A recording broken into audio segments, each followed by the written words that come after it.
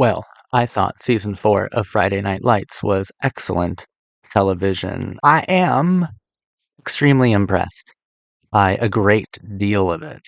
Let's start with Tim Riggins. Tim Riggins has been consistently composed beautifully by the show. Um, a staggeringly uh, brilliant character all throughout. I love the development of his character, and here I think we get the full circle. I love that the first time we see Tim Riggins in season 4, he's in college and he is learning about the hero's journey. The hero's journey in his lit class. And the next scene we see of him, he's throwing his copy of the Odyssey out the window and returning to Dillon, Texas. He's rejecting the narrative. He's rejecting the narrative of the hero's journey, or trying his best to. Heroes aren't born, they're molded, and Tim Riggins is a hero. He ends up turning himself into jail basically to save his brother. Spends this season trying, like he's tried since season 1, to be an honorable man. And I still get some of the self-hating qualities Taylor Kitsch effortlessly brings to this character. I still get those feelings of self-hate. Now I see them in heroic dimensions. What I saw as self-hate or pity, what it really means is Tim Riggins will take the blame. Tim Riggins is saying, I will take the blame. His character, his archetype is saying, I will take the blame for Texas forever. I will take the blame, and he means it. And he takes the blame. The blame for basically every wrongdoing of the narrative. He takes it all. And this has happened like since season 1. He has taken the blame for every dilemma that he's come across. He's taken the blame for it.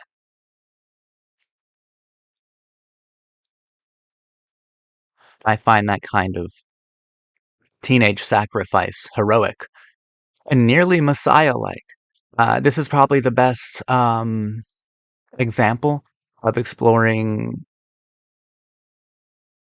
the condemned teenage Messiah, the Apollo, God, condemned, fall of the high school fullback. It's the best example I've seen. And it's heartbreaking. This is amazing. The character of Tim Riggins, it's been an honest pleasure spending so much time with Tim Riggins. I'm in awe of what they were able to accomplish with that character. And that says a lot about teenage philosophies, because I've been critical of the show before. I thought that they weren't giving enough time to teenage philosophies, that they were more concerned with family dynamics, with more adult outlooks on certain things. Um, but not with Tim.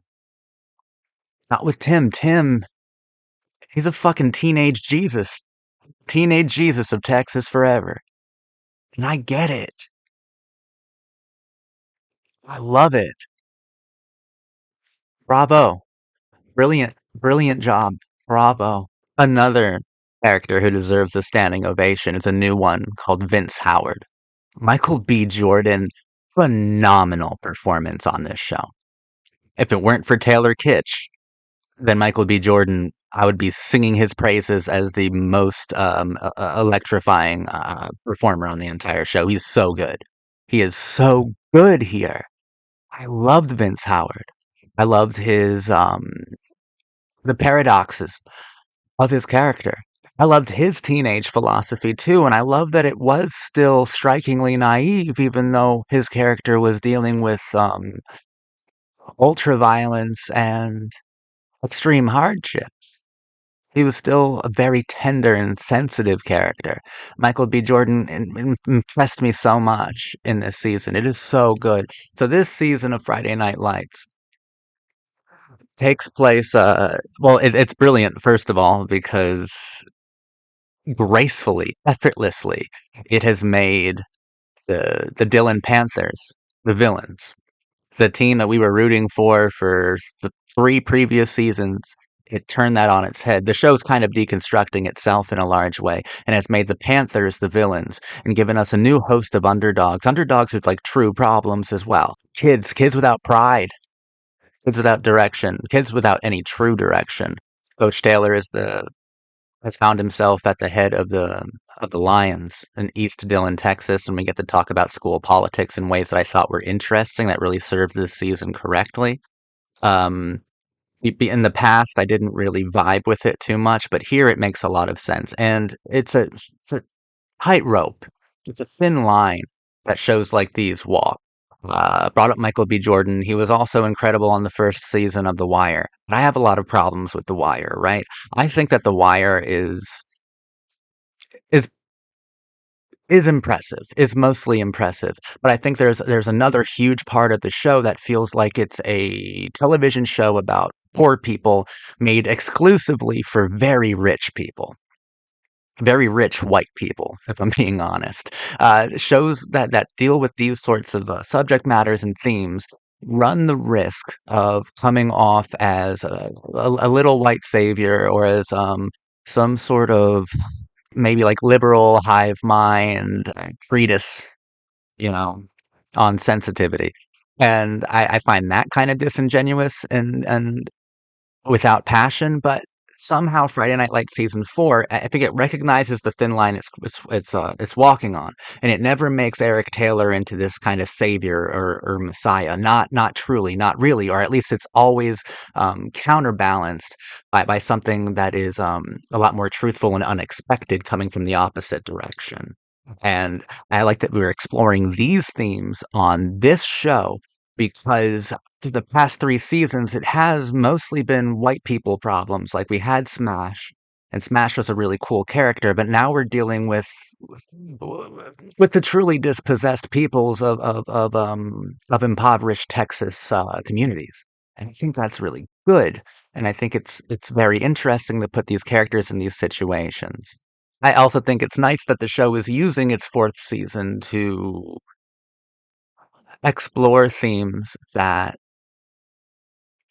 teen drama as a whole mostly ignores. And this is the only show that can properly explore these kinds of concepts because of something that I've criticized in the past. Now it's all coming together. This is excellent television. This is the best season of Friday Night Lights, without a doubt. Even though I don't get the drool over Minka Kelly all the time. She's in one episode. I mean, still, it's the best season of Friday Night Lights by a country mile. I've criticized the composition of the show, but its documentary style approach, its handheld shakiness that makes everything seem intense and immediate and tries to provide the show with an aura of realism.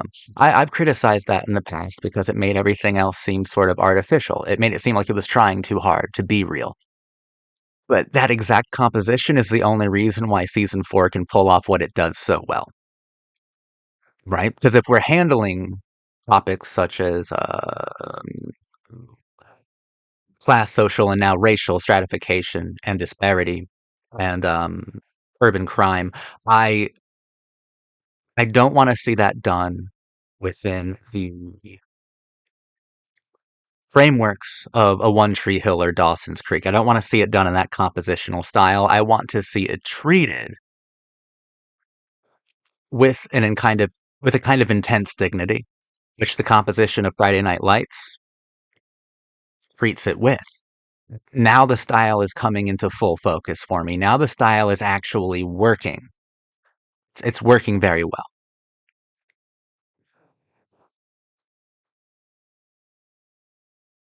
and I'm kind of shook.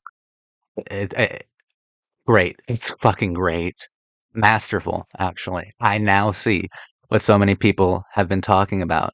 Um, I'm actually watching this show because of Mia, who's been on the channel a few times. We talked about Dawson's Creek and One Tree Hill. Um, she told me I had to watch this show, or at least recommended it a lot. And now I see. I wasn't seeing it really too clearly for the first 3 seasons. Now at season 4, I'm like, okay, it's working. This is it. This is what you've been talking about, Mia. It's fucking brilliant. You were right. Yeah, as I said, best girl. Lila Garrity, played by Minka Kelly, my dream girl, is no longer here to interact with. She's in one episode, and we wrap up the fall of the high school cheerleader and the birth of the genuine woman. Um, it was a great episode, actually. She was wonderful in it, and it's great to see Taylor Kitsch and Minka Kelly with their electric chemistry be together once more, because that's a huge thing for teen drama. If a show does not have that electric couple, then it fails. And Friday Night Lights, since day one, had it. Had Taylor Kitsch and Minka Kelly, Tim Riggins and Lila Garrity. It always had that, and that's a crucial component to making a perfect teen drama. And I loved her episode here, and I actually feel like we did get some sort of closure, and I appreciated the how her arc kind of ended. It might be the most realistic ending of an arc that I've seen on the whole show. A show that strives for realism, even at a detriment to itself. Uh, Girls, people, they just outgrow.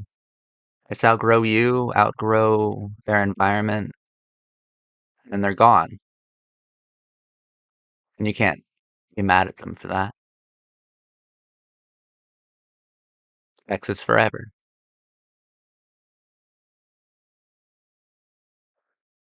I like that. I like that a lot. Jesse Plemons, of course, is adorable and wonderful in this season. This season even finally complicated Matt and Julie, a relationship that I hadn't really given too much thought because not a lot of thought was put into it. Let's be honest. Until now, now their relationship is more sophisticated and has a lot more dimensions to it. Now I kind of view it as maturity, as that kind of sweet, effete naivete shared between the two of them as things that they have to outgrow, things they have to encounter and cherish, and then leave. And Matt Saracen, the kid who's been abandoned his entire life, abandons everyone he knows. He comes back and he makes it right. And there is a poetry to Matt Saracen. And Julie wasn't awful this season, so everybody wins. Eric Taylor and Tammy, so good this season. I finally enjoyed being around them so much.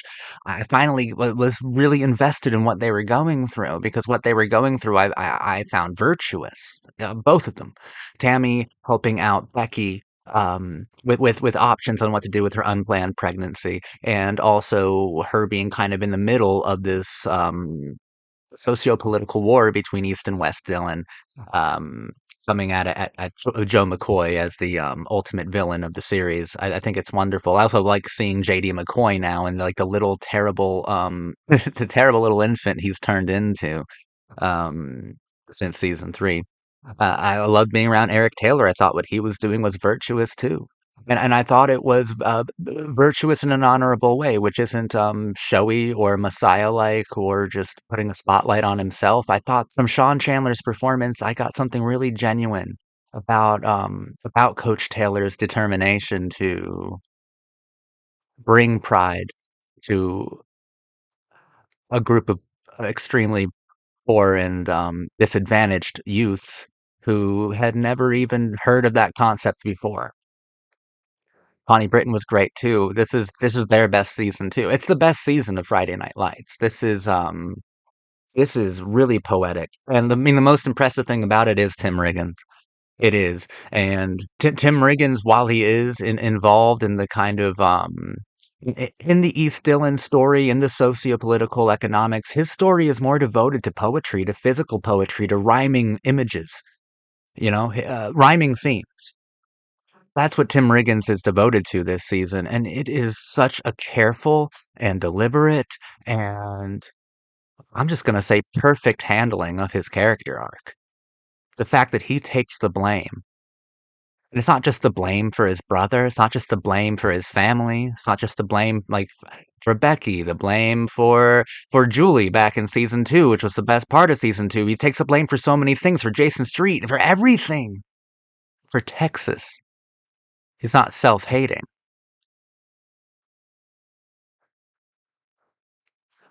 He's just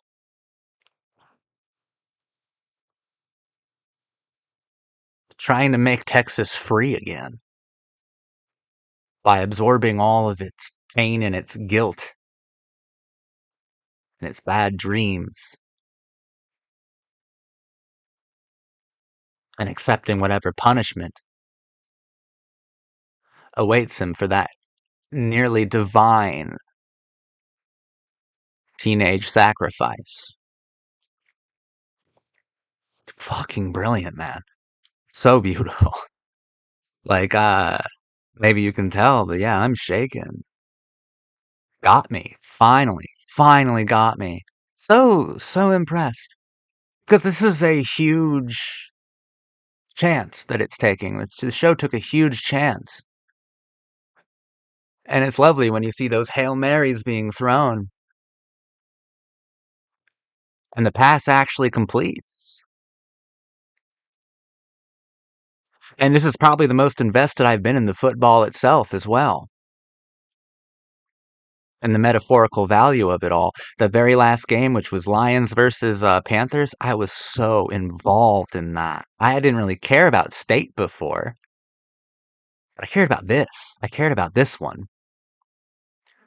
Season 4 of Friday Night Lights proved there's more than one way to skin a cat.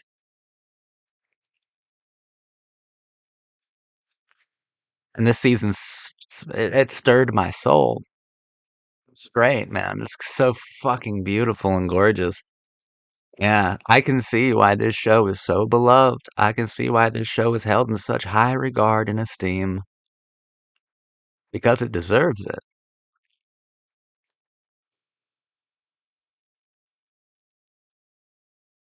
I'm floored. Shock and awe. Shock and awe. Like, I loved all of the new additions. Um, Luke, I thought was great. And Becky too. And I love seeing Alicia Witt, one of my all-time crushes. I love seeing her running around here. She's great as Becky's mother. Luke was awesome. What an interesting kid. Heart goes out to that kind of behavior, that kind of attitude, that kind of relentless fighter spirit in someone who has probably just been beaten down his entire life. With a character like Luke, it's easy to pluck on my heartstrings. I'm like, oh, let something go right for this little fucking farm boy. Matt Lauria gave a very impressive performance. There's nothing else to say apart from I loved this season. I absolutely loved it.